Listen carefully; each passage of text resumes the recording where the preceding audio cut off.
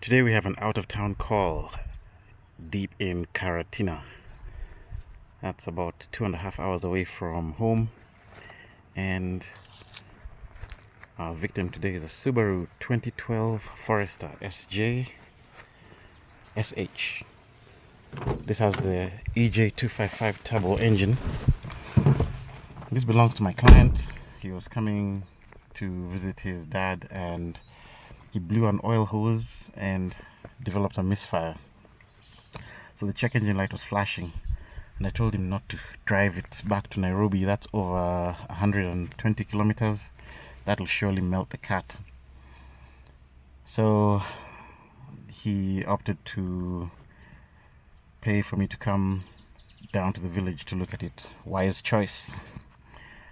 So this car is a misfire. So let's begin. Start the car. So the check engine light is on. The car is really missing. Let's go to the exhaust.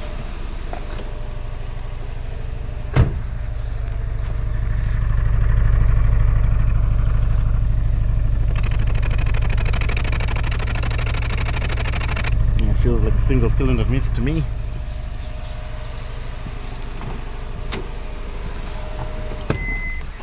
Okay.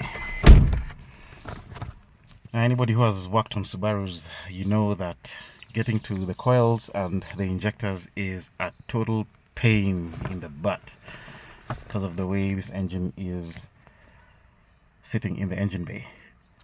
So we're going to use a scope, and we're going to make sure that we lighten our work. So we have a misfire. We have to determine, what are we missing? Are we missing spark, or are we missing fuel? So let me show you the strategy that I'll employ using the wiring diagram. So let's go to the wiring diagram. So here's the strategy that I'm going to employ. Subaru use a common power feed to all their coils and a common ground to all their coils. The power feed comes from the main relay, but it's shared with too many items, and I don't want to use that. But the ground is a dedicated ground from all their coils, comes through the bulkhead connecting the engine, that's E2, and comes to the ECM on connector D, pin 6, and connector D, pin 25. Now one of these is a monitor and one of these is a ground. Since I don't know which two of them, I'm just going to utilize both of them together. So here's my strategy.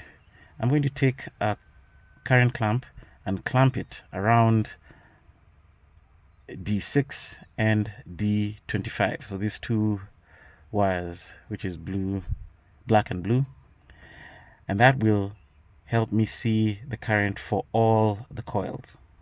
And then I'm going to take a second channel and connect to the coil control of cylinder number 1. So this is this blue yellow wire, which ultimately comes to connector D, pin 16, I think, or pin 18, and that's on the white red wire.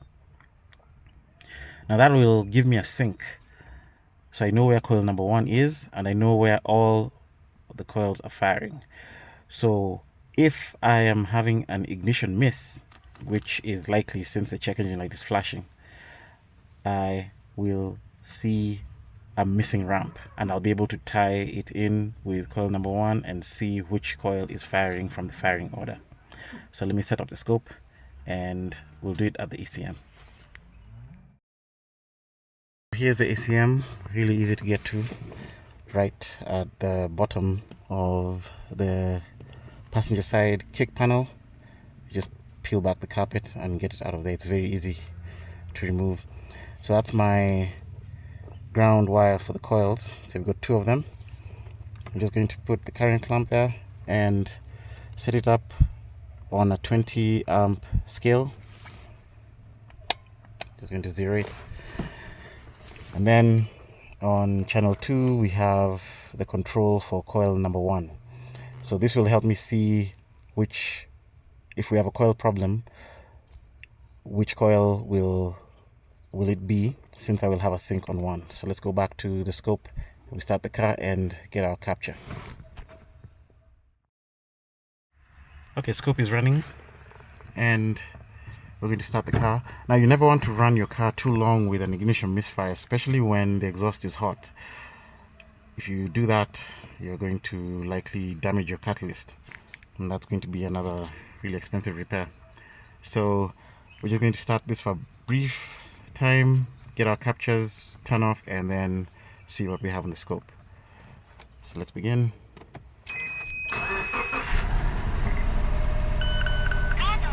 There we go. And we're going to stop and stop the scope. And let's see what we have.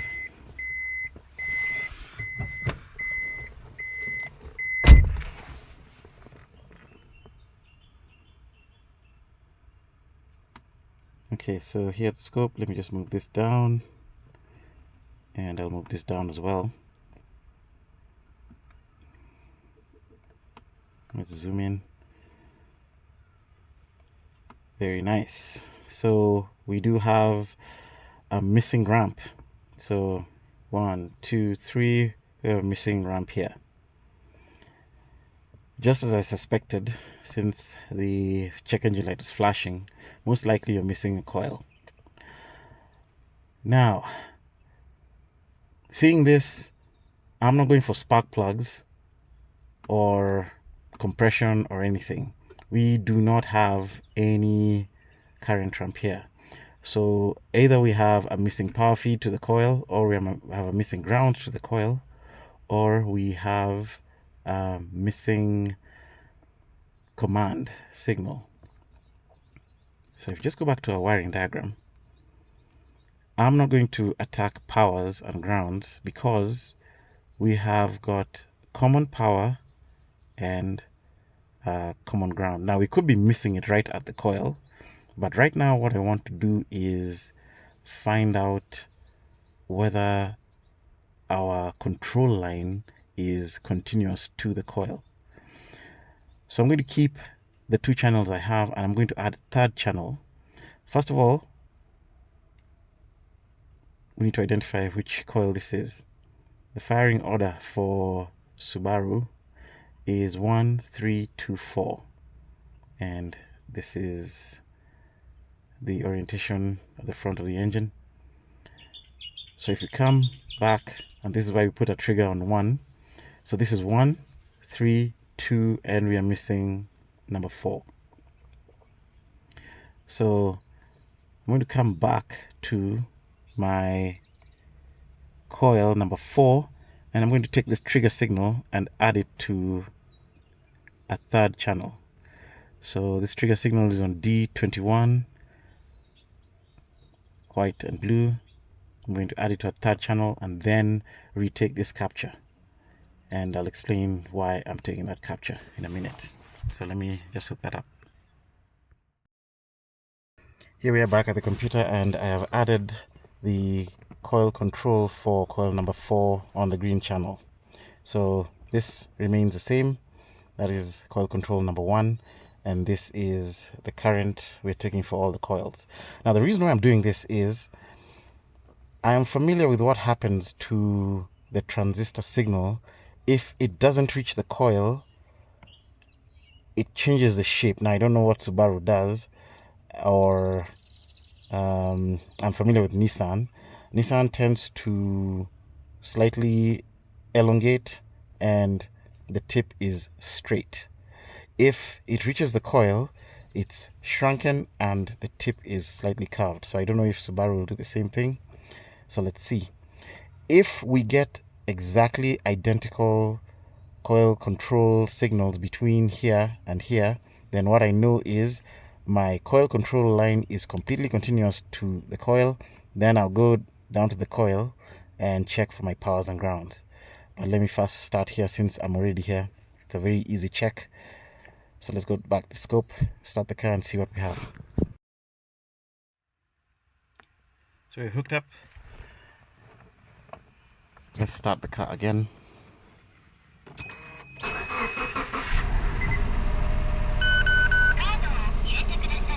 and put it off. Stop our scope. And let's see what we have.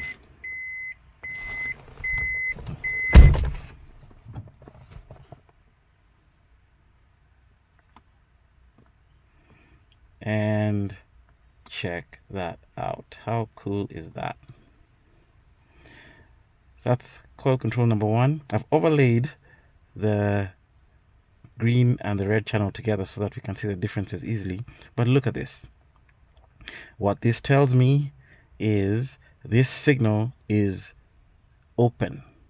It's not reaching the coil.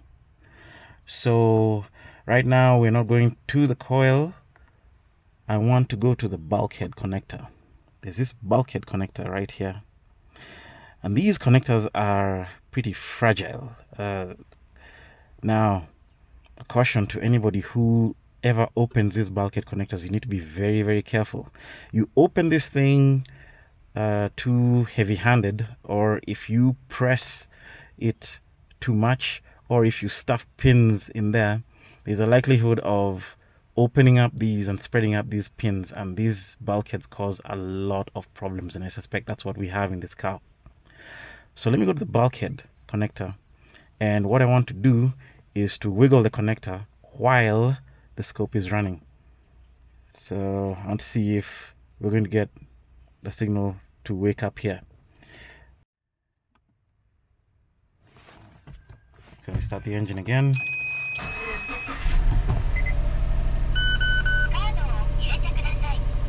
Start the scope.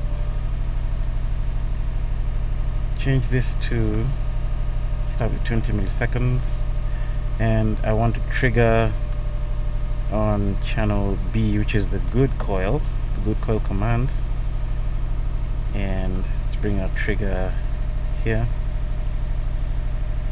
Very nice. And now let me increase my time base because I want to see all the coils. So 100 milliseconds, that's good. Actually, let me put 200 in case we have a surge. I don't want to lose it off screen. Alright, very nice. So now what will happen is I want to go and wiggle that bulkhead connector and see what happens to my trigger signal here. If this trigger signal begins to go back to normal and I see a coil ramp, then we need to do a bulkhead pin repair. And right now my sample rate is way too high. I need more screens here. So let me come to this, just drop my sample rate. Don't need to be sampling that high.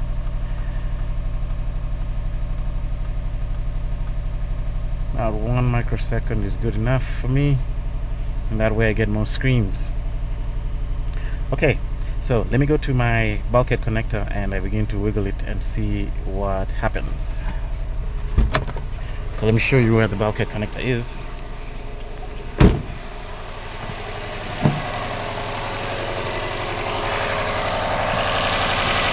That's your bulkhead right here. So I just want to wiggle it and then quickly stop the scope and see what we have.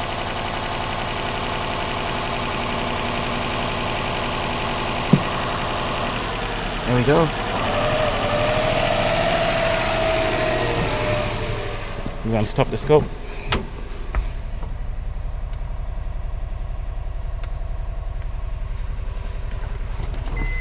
And let me analyze that.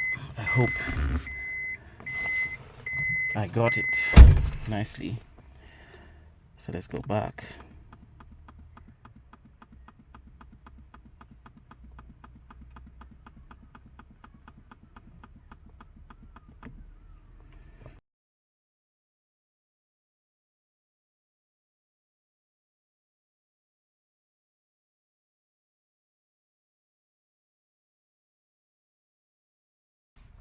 So that's our capture. Look at that. Very, very nice. We have an intermittent connection in that bulkhead. And it's not only number 4, even number 1 is misbehaving. So when I twisted that bulkhead, we lost number one, as you can see, and we only had 2 ramps. So we are basically done. So let me go to that bulkhead and I open it up and do a pin repair. Now these bulkhead connectors, like I said, are very, very fragile because of the pin orientation and how they fit together.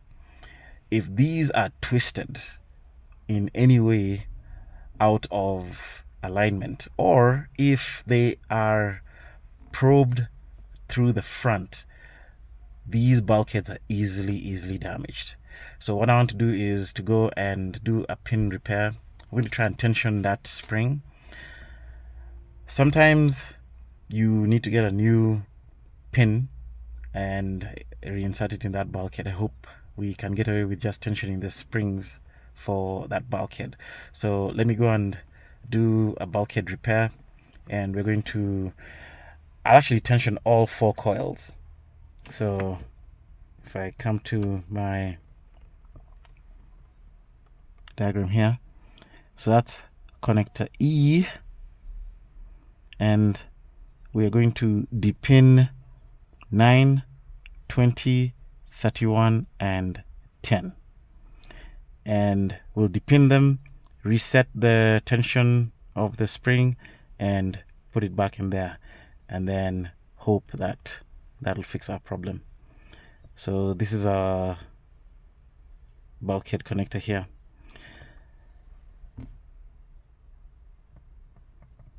That's how it looks like. So we're just going to go and depin them. Now this face is conveniently exactly how it faces you right at the front of the vehicle, and kudos to Subaru for doing that. A lot of times manufacturers put the layout from the back of the connector, as in the back side of the connector, the other side, but this is exactly the way it faces us, so it's very easy to see. So let's go and do a bulkhead repair.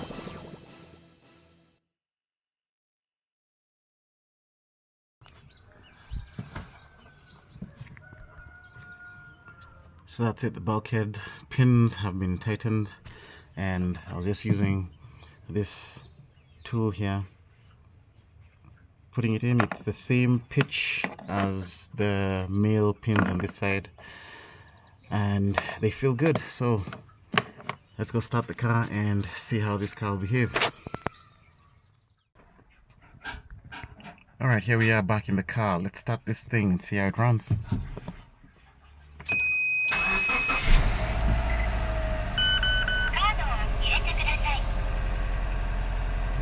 There we go, Misfire is gone and our coils are back 100%. This is fixed, so I'm just going to scan it, erase the codes that are in. I'm sure it's just a Misfire code, and then check out that ATF hose that blew. He had replaced only one but bought another one. I'm going to replace the second one so that he can have a comfortable ride back home. Okay, that is another one for the books. See you next time.